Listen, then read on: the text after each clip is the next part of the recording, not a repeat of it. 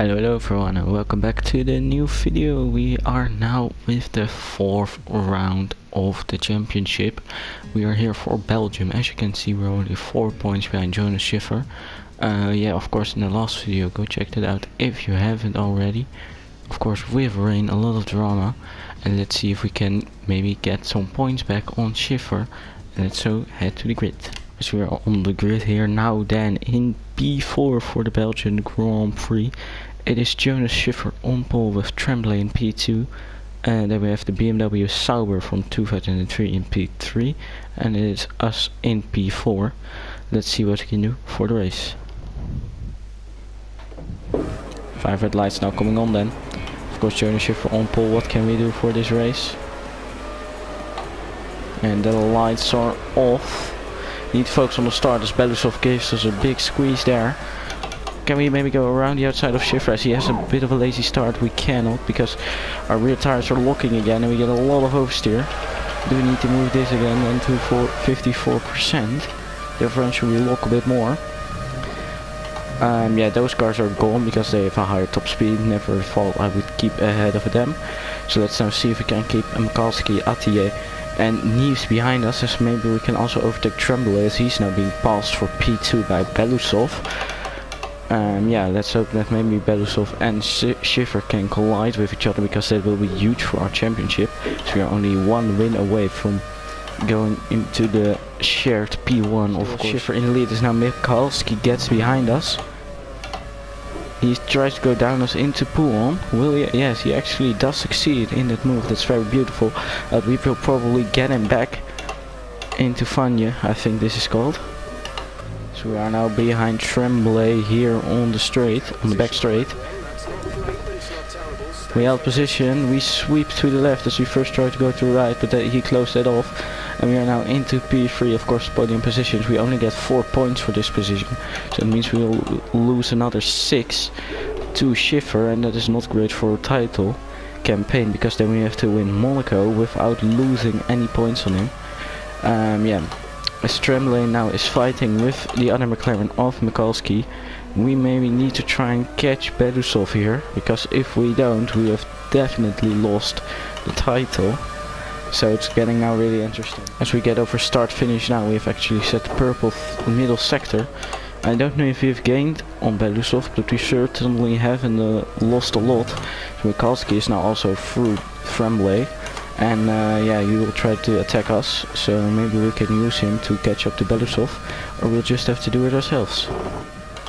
So we go purple through the second sector again. We are right up to the back of Belousov. Maybe we can get in the slipstream and gain a little bit of time back that we will lose on these straights, as of course he pulls out. We definitely do need an 8th gear or a longer 7th gear for these kind of tracks, but the car isn't set up for that, and we cannot change anything about that. So we lock up a little bit as we brake on the grass. Don't need to do that too often as Shiffer goes fast. We have a 146. We've gained 2/10 on this lap on Belousov, so that is really nice for a race. Of course, now getting in the dirt here, so do need to watch out for that. And Mikalski is still looking very feisty behind us. As we are now once again coming across start finish, we have lost a 10th on Belousov, but we did make a little mistake. So it's not too big of a deal, but Mikalski is now within the half a second actually, as we go really slow through the first corner. You can see now Mikalski within a second of us, so he will be profiting of the slipstream in F1 2020. The threshold is 1 second, I believe. So as we now get behind Belousov, you can see that we are just way further back than we were a lap ago.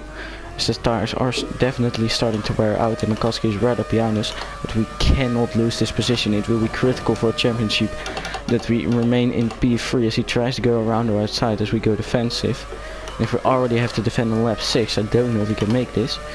So yeah, keep watching to the end, because this is critical for the championship, ladies and gentlemen.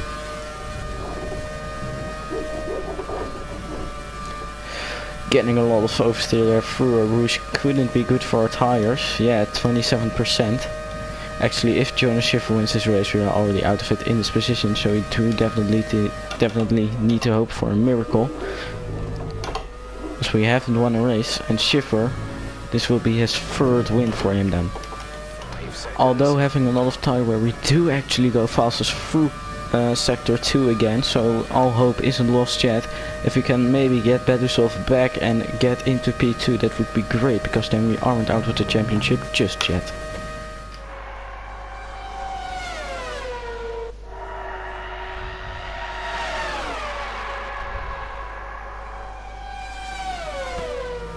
We go purple through the second sector again, and we actually have shaken the slipstream off of Mikalski with a beautiful second sector. I don't know if I'll do that in the video, but again, now Bedusov striking away as we did everything we could to maybe catch up to him, but he's just so fast on the straight, so we do need to try something else, as this clearly isn't working. There's a yellow flag actually where Shiffer is. Will this mean that he... no, and he isn't out of the race. It was actually really exciting. There probably won't be a safety car. It is turned on. We haven't seen one in this championship just yet. I actually don't know if it's possible with classic cars, to be honest. And because while they're talking, we've lost a little bit of time. But only 1.1 seconds to Belousov here. That's an improvement on the last lap. That is really great for us. Mikalski now really close up our rears. We have lost a lot of time through turn 1 again. He is only 1.5 tenths behind us. Will he go down or inside through a whoosh? Yes, he will, but we keep it ahead through Radion.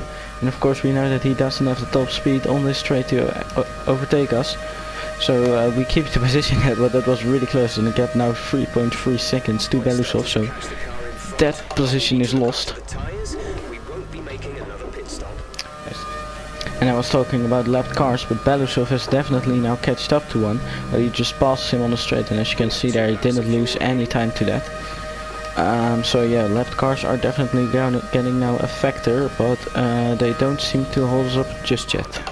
And while I say that, we actually do get held up by Cuesta. Yeah, that wasn't really nice of him. We had to go around the outside and get onto the dirt a little bit.